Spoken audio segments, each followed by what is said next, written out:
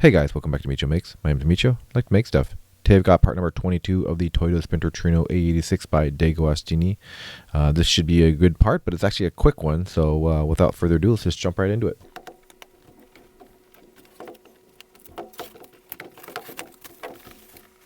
Okay, starting off, we've just got the front cover here. We've got a box this time too as well.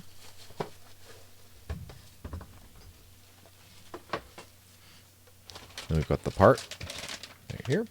Okay, rolling back into it. Sorry, I had a little technical issue there. We have our parts here in our bag for part number 22. Oops, and our catalog too as well. So let's take a look at this first. Let's open it up. Oh, have something a little different than what we've normally been used to. This is actually a owner's interview, it looks like, which is really cool. Hopefully you guys can kind of see that and read that. Yeah, so this is, I think, a really cool feature that they could do is just really kind of feature Hachiroku owners, people that own 86s, and kind of look at the modifications that they've done. So let's take a look at this guy. He looks like he's 31 years old, and it looks like he's had it for since 2010, which is pretty cool. Oh yeah, it's a huge spread too about just kind of interviewing him about his vehicle, it looks like. Without kind of diving too much into the interview, you can pause the video and take a look at all the wording there. Use your Google Lens if you'd like to read all that. Pause the video. But from what I can see right off the bat, he's got some nice Volks here too as well. And the biggest noticeable thing there is the blacktop engine, the AE111 engine that came from the AE92, but kind of shoehorn that in there too as well. Got some nice aftermarket headers and also the ITB independent throttle bodies there too as well. Nice little trumpets. You can see right there, he's got a carbon fiber hood too as well. Good stance. Nice body kit. Looks like it's stock, but probably isn't. To be honest with you, really clean. Interior, you can even just see from the engine bay picture right there too as well. Oh, cool! You got some. Let me make sure it's in focus for you guys. Some TRD seats there. Got a nice backlights too as well. I'm gonna make sure this is in focus so you can actually read it. Cool. Very, very clean interior. It looks like a Nardi steering wheel too. Beautiful car. And it looks like all of his mods are listed at the bottom if you want to take a look at those too as well at your leisure. Hopefully that stays in focus for you. I believe that's exterior mods. And here are the like engine mods. It's probably suspension too as well. And yeah, engine right there.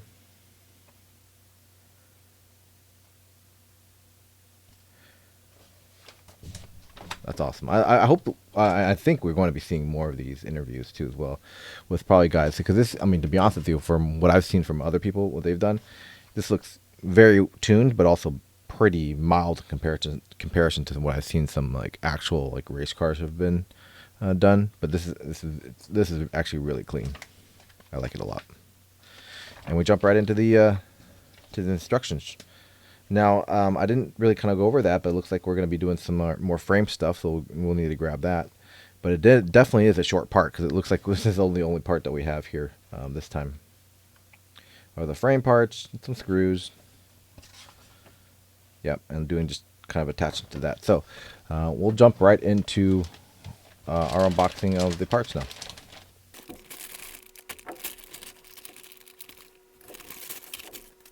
Alright, jumping right into it, let's take a peek at what we got here.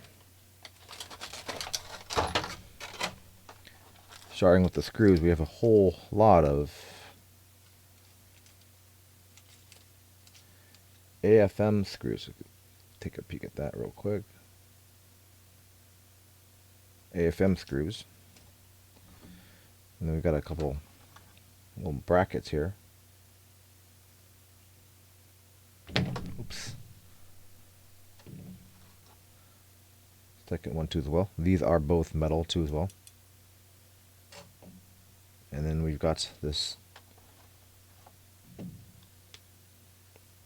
part of the frame. They call it a C channel usually because if you hold it to the side, it looks like a C, just the way it's shaped. And these are both metal, so again, very robust, very, very heavy. One thing to note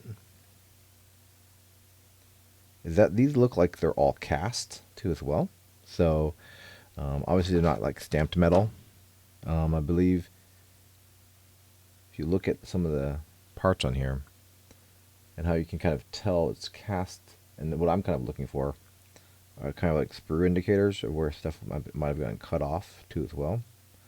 And in regards to actually the material, this does look like aluminum, probably, maybe some sort of pewter. I don't know exactly. I don't think it's going to be pewter. That's too soft, but I believe this is aluminum. I could probably test this with a magnet, but I don't think they cast this in actual steel. But if not, well, but cool. We've got the parts there. Let's go ahead and dive into the assembly of this. Okay, got the frame back. You have to kind of be mindful of the orientation that we're dealing with this on this as well, because you got two different parts. You've got they're opposite. So following the guide that we have here, this is actually the underside. We actually just lay this in just like this. Right there. It actually covers up the screw right here. Kind of braces it. Lays that like that. And we take the other one and we just lay this in just like this as well. Covers up that other screw. And then from this point, we just basically flip it over and then have to use the screw. So we're going to do that real quick. Might be, hopefully it doesn't make a bunch of noise, but I'll try to do my best to make sure I don't drop these out. I'll actually probably just do one side at a time, even though they want you to kind of have both of these laid in. So we'll go ahead and do this side first too as well. But it's literally, we take this, flip this up, and we find the screw holes here, and then lay them in. Grab some screws while I get this done. And these ones actually might be hard to focus. They're pretty thick actually as a frame screw.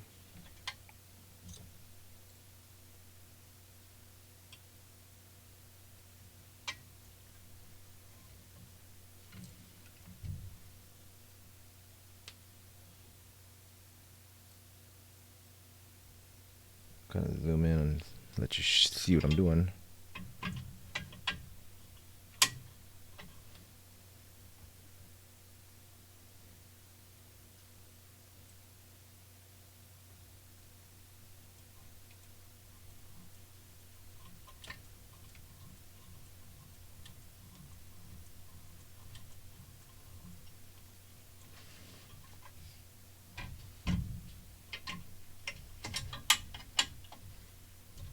See that hole right there.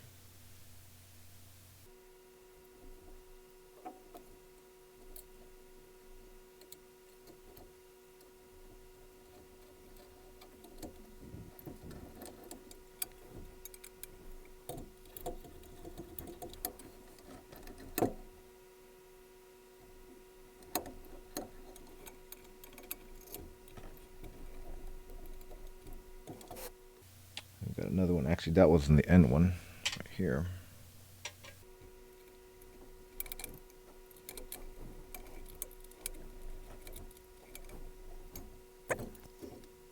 One, two, three, four, five, six. One, two, three.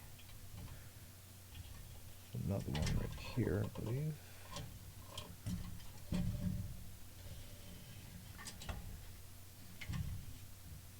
It's not this hole, it's this one right here.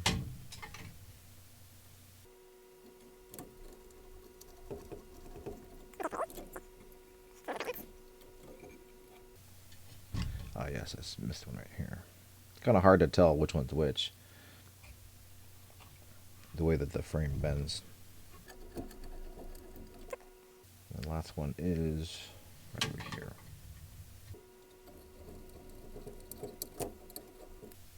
Okay, so 1, 2, 3, 4, 5, 6. Perfect. All right, that's that side done.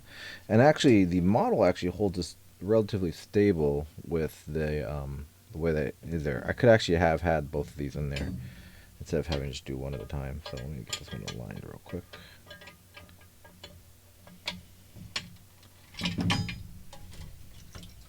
Actually, I'm going to flip this around, just make it a little bit easier for you guys to see.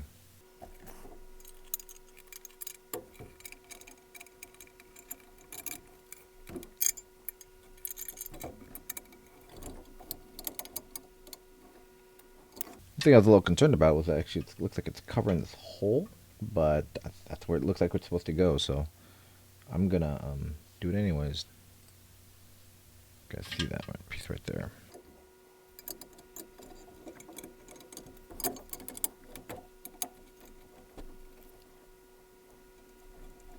I'm not going to tighten this all the way down just yet on this side, just so I can make sure I get this alignment right for the other ones.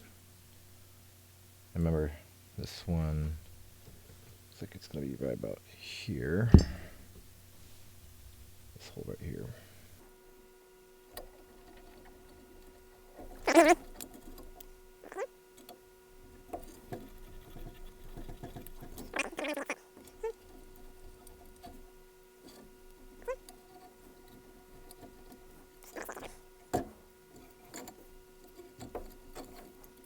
All right, I've got them all kind of half threaded in there just to make sure it doesn't move around. I'll go ahead and torque these back around.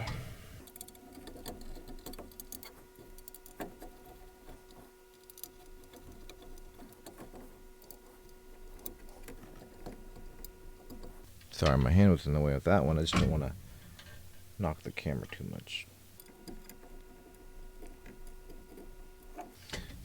Okay. I'm gonna have to go back and just double check all these other ones too as well. All right, we'll zoom out.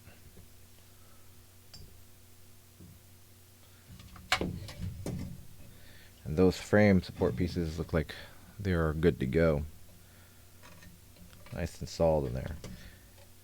I don't know how much rigidity it's going to give it to actually the model, but it's a really cool feature to see these pieces too as well. Next part are going to be these little triangular brackets, and I believe this is for the 4-links setup. So you're going to actually have the bar that's going to be coming off onto the rear axle there. So this is actually a pretty important bracket for the 4-links. Looking at the diagram of where these actually lie, let's just double check here. Okay, sorry about that. I had to actually double check and make sure I was doing this correctly. So for these lower control arm brackets, it looks like they actually go right here. You get the little slot here, fall right there in this place, which is really cool. What's really actually unique about this one is that you'd think that you'd have to go from the other side, basically the interior, to put the screw in. But actuality, you're actually screwing directly into it. So if you look, there's a little recess inside of this. Let's see if I can focus and make sure you guys can see that.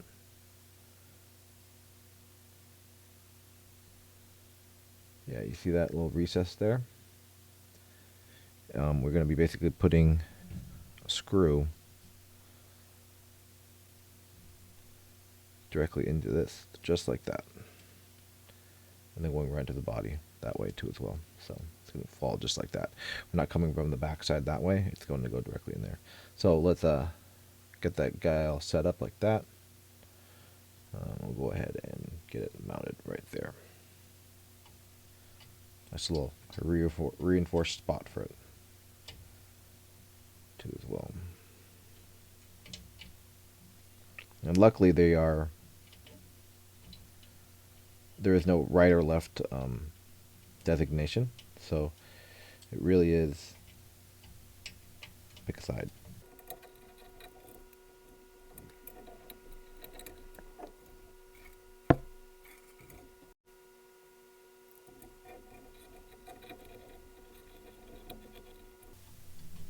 it's nice and secure. Let's go ahead and get the other one set.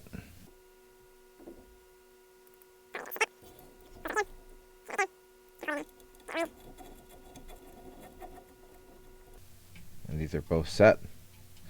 And with that, this part is done. So, again, really quick part. Totally fine. I knew this was going to happen, especially with a lot of the kind of big pieces here.